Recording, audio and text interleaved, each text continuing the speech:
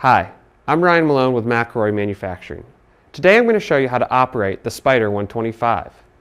The Spider 125 is a socket fusion tool used in field installations of 63 to 125 millimeter polypropylene pipe and fittings. Before I get started, it's important to let you know that I will refer to polypropylene random pipe as PPR pipe for the rest of the video. It's also important to note that we are in a controlled, safe environment for this demonstration. We highly encourage that you observe the safety recommendations dictated by your job site, OSHA, or any other guidelines. The first step to using the Spider 125 is to properly seat the inserts all the way into the machine. I'm using the 4-inch coupling side inserts, which are easily identified by their labeling on the insert. The insert with the 4 tab stops will go into the front of the thinner mounting block. The other coupling side insert will be installed into the back of this mounting block. The inserts are now properly seated. We're going to use these black ratcheting knobs to tighten the inserts into the jaw. You may notice that they won't rotate all the way around. That's okay. Simply pull the spring-loaded knob out, reposition the knob handle, then release and continue to tighten. Now that we're set on the fitting side, let's move to the pipe side. Just like the fitting side, 2 inserts will need to be used. These inserts have a groove in the middle. That groove needs to face in towards the shorter mounting block. Again, you'll use the black clamp knobs to ratchet the inserts tightly to the jaw of the Spider. Most PPR pipe manufacturers recommend that you use an alcohol-based cleaning cloth to clean the pipe. We're looking to remove anything on the pipe that could contaminate and compromise the integrity of our weld. Also, you will need to clean the inside of the pipe fitting. With the fusion area properly cleaned, I'm going to use this stab depth gauge to give myself a visual mark on the pipe of how far I need to stab the pipe into the fitting. Sharpie markers work great for this. Next, I'm going to take the Spider and attach it to the pipe behind the stab depth mark I've just made. Wrap the chain completely around the pipe, then use the hand clamp knob to tighten. Make sure you give yourself enough space to work and make adjustments later. One of the most critical parts of this procedure is attaching the Spider to the fitting or coupling. As you fit the coupling inside the jaws, make sure it's seated against all 4 of the stops of the innermost insert. Be careful here. There will be a temptation to touch the inside of the coupling area that you just cleaned. That is not recommended. Clamp the chain around the fitting and tighten using the hand clamp knob. As you tighten, make sure the coupling remains flush against all 4 stops of the insert.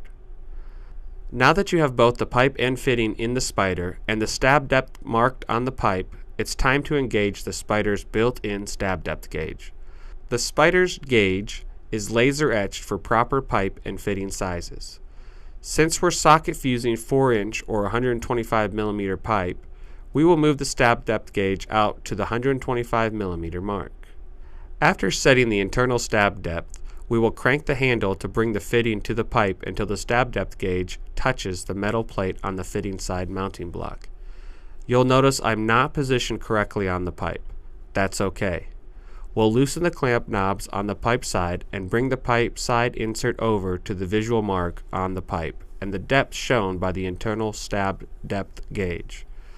That gives you 2 ways to check your depth gauge. Now tighten the chains back up.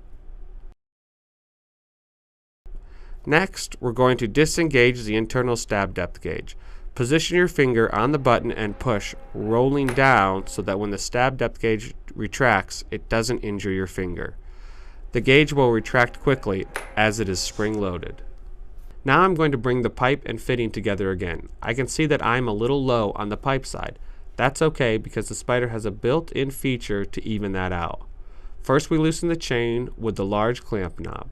We loosen the inserts with the ratcheting knobs. After that, find the silver height adjustment knob. The knob has 5 positions, a 0 position, and 2 higher and 2 lower positions. Each position represents a 0.15 of an inch change in height. After the adjustment, tighten the ratcheting knobs and the chain back to make sure the Spider is tightly secured on the pipe. Then double check the stab depth, re-ensuring the coupling seats nicely in the pipe. With everything secure and properly lined up, it's time to seat the pipe and fitting. We're using a 4-inch McElroy heater with an auxiliary handle today. I recommend the extra handle because it gives you more leverage to get the heater on and off the pipe without displacing any of the molten material. It's important to check the heater temperature. Today we are checking to make sure the heater is at 500 degrees Fahrenheit plus or minus 18 degrees. Our pyrometer shows that we are within the temperature range. At this time we will clean the heater with a clean non-synthetic cloth. This will ensure that we have a clean heater before fusing. With the heater up to temperature and clean, I'm going to insert the heater into the spider, onto the pipe end, and inside the fitting. You'll notice I'm bringing the pipe and fitting in touch with the heater. I'm being firm with it, but I'm also letting the heat do the work. Once the material melts a little, it allows me a little bit more freedom to crank and bring it together even more. After I work the fitting and pipe all the way onto the heater, you'll see that I have a bead developed right against the heater and the fitting. Once I get to that point, I'll start my timer for 1 minute as determined by the PPR pipe manufacturer. After the minute, we're going to quickly open the spider. Using the double-handled heater, we're going to get the heater out and bring the pipe and fitting together. When closing, you want to evenly apply force until you make it to the Sharpie mark or to the stops of the insert. If the joint needs to be squared a little, you can back off the crank a little bit to give it that. Leave the pipe and fitting clamped in the machine for the pipe manufacturer's prescribed cooling time. Once your joint has properly cooled, it is time to remove the machine. To take the spider off the newly created joint, rotate the large clamp knobs until the chain loosens and you are able to unhook the chain from the opposite side.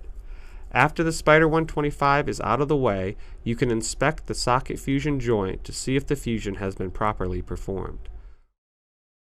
We're looking for a nice, consistent double rollback bead around the base of the joint. We hope this video has provided insight in the use of the Spider 125 and its unique capabilities for making difficult socket fusions on PPR job sites. To find out more about McElroy's tooling for the PPR market, visit www.mcelroy.com/PPR. For more instructional videos from McElroy University Online, visit www.mcelroy.com/university. I'm Ryan Malone. Thanks for joining me.